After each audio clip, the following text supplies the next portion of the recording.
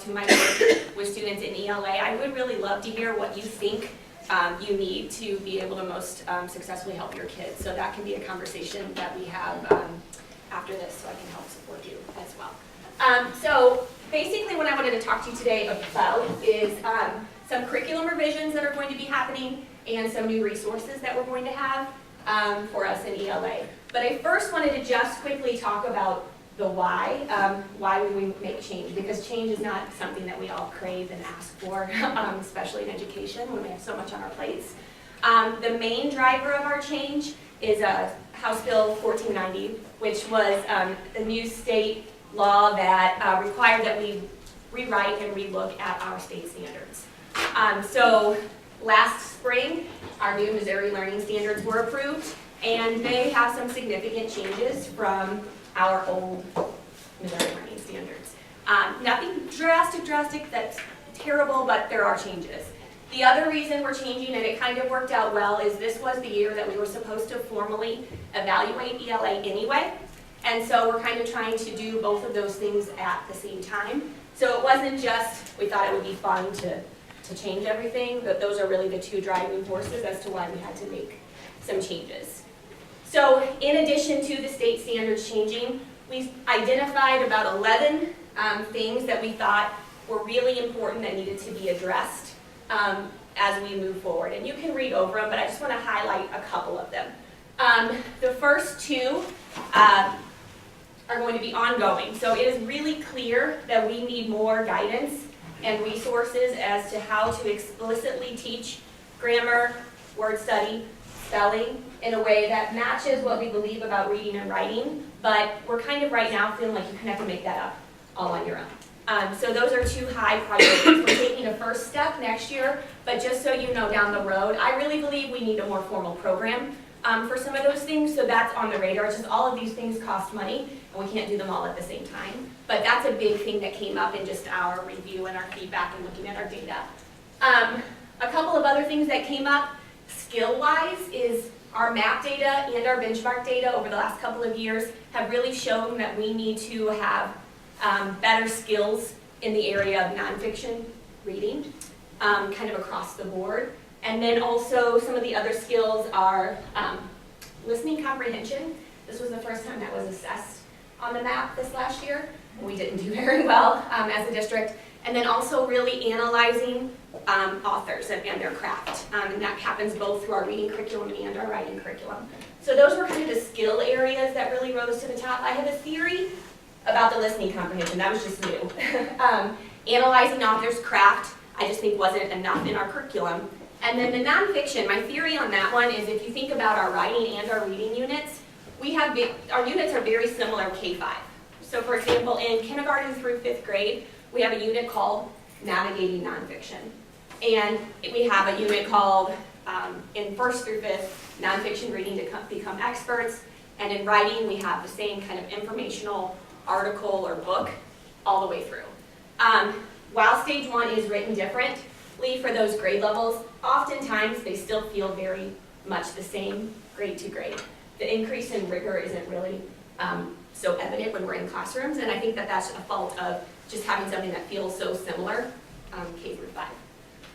Some of the other things that don't have to do with assessment necessarily, but have to do with just things we've learned over time, is that our district is much more transient in some areas within our schools than we really thought about and realized.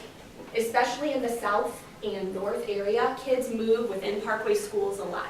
And a couple of years ago, we tried to honor that we want professionals to be able to make decisions about how they pace their units and the sequence, which is a plus when you can decide that. The downside of that is when kids move schools, sometimes they're going to a school and getting a repeat of what they had at the school that they were at before, just simply based on decisions that each team is making about how they're pacing. It also makes it hard from a district perspective to support across the board when, for example, all 2nd grade teachers are teaching different things at the same time. So one change that came up is that we're going to need to go back to more of a prescribed sequence, obviously with some approximate dates. We're not all going to be on page 4. We don't ever want to get there. But as far as pacing and sequencing of the units, we're going to try to be a little bit more consistent for those two reasons. And then Two other things. One is we need to really continue to work on establishing a consistent level of expectations for the skills of our students. You can go to a classroom in one school and another school, and even though we have assessment tools and things available, the difference in what's considered on track or proficient is sometimes vast within a grade level. And so we're working to get more tools that will help us be a little bit more consistent across the grade level. And then finally, really wanting to get a more strong connection between reading and writing. We know, especially in primary, that those are reciprocal processes. Helping you learn to read helps you write, and vice versa. And even in our intermediate grades, I think that's a really strong connection that we need to work more towards. So working to make those things feel a little bit more connected. So while we kind of identified all of these needs, at the same time, we had lots of teachers across the district using a resource that came from our Summer Institute. We have about 90 people who've been using the units of study. I'm sure some of you have seen, I know a lot of you are using them. And we've always had the writing units of study. And so at our ELA curriculum writing action team, the people who were using it just kind of raised their hand and said, a lot of those 11 things that we want to improve are really addressed in these two resources. And so the team took a deeper look at the resources and kind of decided essentially that they could help us in revising our curriculum. What was difficult when we had the writing units was that they were standalone units that didn't necessarily align with the units that were on our OCG. So it was hard to see how you can use them. And so what we're doing, what the action team is doing, is using these as sort of the core resource for repackaging and rewriting our units of study, because they do address a lot of the needs that we saw on the screen before. Just a little background. In the past, when we would write a curriculum and write units, we would pull resources, professional resources, from lots of people. A lot of times they were pirated, don't say that out loud to anybody else, but we would find them on the internet. We would find things from resources and places that we respect, read, and try our best in the limited time and people power that we had to write stage 1, which is required. So it's always come from professional resources, but it wasn't always packaged in a way that was easy for us to use. So the way that these are set up is that stage 1 writing is kind of all packaged together here, but I want to be clear about what these are. So, for example, in a kit, there are units, and the units are the things that have the spirals on them, just so when you look, you can quickly see. Basically, what we're going to start to do now is take stage 1, which would be just the beginning of this. This is basically a synthesis of all of their research of, if you teach this unit of study, what are the outcomes for kids? So these few pages are what will be required, okay, the outcomes for kids. Everything else that's in here is just a resource for you to use.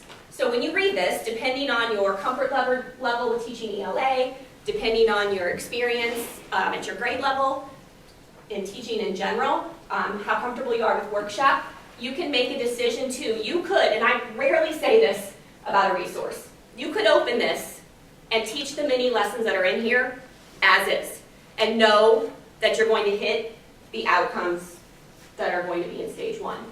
You could just as easily pull on everything you already know, pull on a lot of the resources we've already used in a lot of our other units, and teach to stage 1 and never even use these. Does that make sense? So basically the curriculum stage 1 of what's required will come from these units because it's been well done. How you teach it then will be up to you, as it always has been in Parkway, just so you kind of know how that's going to go. So the committee decided to rely heavily on this new resource for both reading and writing as we made our changes to the curriculum. So really quickly, I know a lot of you are familiar with these, but just so you know what's in here and how they help support those 11 needs that we have. The units that are in here, one of those big things that we talked about was the nonfiction reading. What you'll see when you look at the curriculum maps is it clearly increases in rigor and in product. They're different, K-5. So the informational reading is not going to look the same anymore as far as what kids are learning about. It'll definitely be a clear progression. So that's in those spiral units. And then inside, there is, in primary and intermediate, in both the reading and the writing, a guide to the writer's workshop. This is just a reference for you. I feel like I know workshop pretty well. I read it and learned a lot more about ways that we can work with kids. It has ideas about book clubs, guided reading, all sorts of tools and things in here for conferring. It's just a nice resource. And then there's something called the if-then curriculum, which gives other sort of units, but they're just not as elaborate as the ones that are in a spiral. And we'll be using those some in our units, but for those we'll have to supplement a little bit more. Like each reading and writing unit has at least 4. Some of them have 5 really complete units. They also come with anchor text. And those of you who've been using them probably don't have, I don't think you purchased those in your building. I brought yours today that go with them. And what's nice about the anchor text is basically there are 2 or 3 books that you can use to teach an entire unit in both reading and writing. So you're not constantly scrambling, having to find a new book. You use the same anchor text through the whole thing. K1 and 2 has shared reading that you can use. The books are in here for that. And then in Read Aloud, in the any literature-based unit, it's paced for you if you choose to use the Read Aloud that comes with the kit. It sort of says by day 4, if you want to use day 4's mini lesson, if you've read to here, you're ready to go and you can use your Read Aloud. So that's kind of nice, and it does a lot of the things that we have to try to scramble to do on our own. If you choose to use them, it's all paced out for you. It also has an online component that has anything that's referenced in there is also online. So if they reference an article or a link to a website or anything like that, it's all on the online resources. And I recommend going ahead to register the grade above and below, because then if you have kids who are on either one of those spectrums, you can get some of the resources from the grades above and below. And then in the intermediate grades, it has reading pathways. And in the writing kits, K through 5 has writing pathways. This is the tool that caused me to buy the kits in the first place. This is the thing that will help us with that idea of establishing a more clear level of rigor and expectation across the district and by grade level. This has learning progressions for reading comprehension that really go down to the 2nd grade level. So 2nd grade teachers, you could probably start to dabble in this as well. And the writing progressions go kindergarten all the way through. These are also going to be used in middle school and in high school. So that's a really nice K-12 progression that we'll have as far as what are the skills and things that we expect our kids to do. There are pre and post assessments in here. This is full of ideas as far as how you should assess. And for K and 1, lots of resources on how to assess your readers before we're ready to get into that more formal comprehension assessment that's in here. So it's a nice tool as well. So I wanted to just show you a draft of what the curriculum team came up with. This has K through 5. You'll notice at the top it says draft, and it says it's pending a couple of things. Thank you. Our curriculum writers are coming back on February 15th and again in March to work on stage 1. What might happen is some minor tweaks might be made to this, just depending on what we see when we start really digging in. But this will at least give you an idea of the direction that we are heading. I don't anticipate a major overhaul from this, maybe just a minor.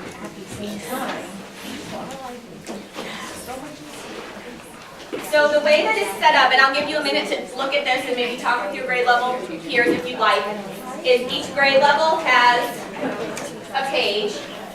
It has the reading and the writing. It also lists resources, like I'm looking at kindergarten, and if there's a unit that I feel like has a lot of lessons on the OCG that will also go with it, I tried to list that. We may be able to add more to that. So you can see where there are places that hopefully you'll feel pretty comfortable, because they will be things that you're already comfortable teaching. What I want to tell you is this is going to be a 2-year rollout, so that's really important for you to know. Next year, you're not going to be expected to change everything. What we're working to do is identify a few that will be required next year in both reading and writing, and then of the ones that aren't required, we'll give you the alternate OCG unit that you can teach if you choose not to teach the new one. And then by year 2, we'll be in full implementation. I can't yet tell you what those required ones will be. We're going to work on that when we come back together. So So I'm going to give you a few minutes just to look through yours, talk with your team, and I can come around if you have any questions. I can answer questions that you might have. Group to here. The first question was, the resources that are currently on the OCG, are they going away? So this summer, we'll bring curriculum writers in, and the OCG itself in its current form is going away. We bought a new curriculum housing system that will hopefully be so much more user-friendly than what we currently have. It served its purpose, but it's time to move on. So in that transition, when we put our new Stage 1 and curriculum on the new platform, what our curriculum writers will do will be go through our current OCG and find the things that are still applicable. It'll be a good time to weed, but move over things and put them in with the units that they would support. So most things I don't imagine will go away, and I will do something to keep a file of whatever we had on there. If you just desperately need something that doesn't get moved, we'll have a way to have all of that stuff. Won't disappear, but we will try to weed and house the things that we feel like support the units on the new OCG. The second question was about the Jennifer Cerebellar reading strategies book and writing strategies book, which are fabulous. The reading strategies book you should all have. I think that's going to be a tremendous resource for you when you're doing small group instruction, mostly within these units. They align, these people, they're from the same organization. Her work complements their work. She now has a writing strategies book. It's still on pre-order. I am buying that for everyone too. So don't buy it. It's coming. It's just not available yet. So you'll have both of those things to help, and they are good for many lessons also, but the purpose of those two books is mostly for targeting individuals and small groups, so you'll have both of those resources as well. And then just so you know how this is going to go as far as your professional development, this spring we're doing coordinator visits. I'm here, but I would also like to extend an invitation to you if you are wanting to dip your toes in a reading unit or a writing unit, if you haven't yet done that. I would be happy to come meet with you and decide, based on what you have left to teach and what you've already taught, what might be a good unit for you to try out. If you would like to do that, I'm happy to do that. Anne can also help with that, so that's some opportunities just to play around with these a little bit between now and the end of the school year. Over the summer, we will be offering half days for PD that are going to be grade specific and unit specific. Probably starting with just whatever the first required unit is. So you teach second grade, whatever unit 1 is, we will have half days that's just second grade teachers will get to come together, and you'll learn about the kit and the curriculum and the outcomes and how that can all go, and it will be tailored just to you and your grade level. We will do our best to offer as many sessions for each grade level as we can, so that hopefully you'll have an opportunity to get to one of them. I think if you have some support to get the first unit under your belt, you'll feel really good moving forward. And then we will also just have courses that are more about workshop in general. There are some nice things that this kit kind of reminds us about that may have fallen off our radar. Interactive writing, shared reading, the power of a really structured read aloud, some small group and individual work. So we'll have courses over the summer to kind of refresh and renew our understanding about those things. And then next school year, we will be having after-school sessions, and this will be the beauty of a common pacing. That will be like when you're getting, that I can do, so second grade, you're about to start this next unit. Prior to that, we'll have some after-school opportunities for second grade teachers to come together and think through those units before they teach. We have people who are teaching them right now that I'm going to call on to be sort of teacher leaders, so it won't be us talking at you, it will be people who've actually taught them, kind of helping you through, right? What's worked well, what's been hard, what would they change, those kinds of things. I have budgeted to offer each building up to 4 days that I come and we can have release time for you to do some work in your buildings. And so it would be like maybe you get released for like 2 hours, and then another grade level can get released for 2 hours, and I can be here to do some work with you. So that'll be an opportunity that your building has. And then obviously all year we'll be working with the instructional coaches so that they can help you really get oriented to the units. And then finally, I just wanted to talk to you a little bit, I think this is important to put out there, about assessment. This is the part that's going to be a little bit sticky. I actually want to go to the bottom bullet first here. Our assessment plan is going to be developed next year. So what that means is we're going to be teaching to new standards. Our state assessment will be to the new standards, but our district assessment, as far as our benchmarks, will still be the ones that we have right now. That's not ideal, but there are a couple of reasons of why we're not pushing forward and going really fast. And the first one is the very bottom. As of today, the state is not releasing the blueprint for the map, which means we don't know what they're going to consider the high priority standards that they will assess. And anyone who's worked on assessments knows that's a very hard and time-consuming process, and if we move forward without really having some guidelines from the state on what our benchmarks, we want them to mirror what we assess on the map. We could do a lot of work and then have to go back to the drawing board. So while it's not ideal, that's one of the driving factors, and then also the fact that it just really takes a long time to do it well. And so we're going to have some people piloting the assessments that come with this, looking for new passages, starting to create some question banks, but not really formally make an assessment. We need a K-1 team to come together, since they don't have the formal benchmark assessments like we have in 2.5, to really think of, especially first grade, a more comprehensive plan and a more manageable plan in kindergarten, because I think the plan right now is a little bit much at times to get accomplished. So just so I'm just going to put that out there. It won't be ideal, but what the state has done is provided a crosswalk. So even though our assessments are coded to our current standards, you could take the crosswalk and see this kind of aligns with this new state standard, and we'll sort of have to work in limbo for a year as we develop our new assessments. So just so you know how that's going to go. I would rather have a good product that is in line than rush through and create something. So that's all I have for you. Do you have any questions for me?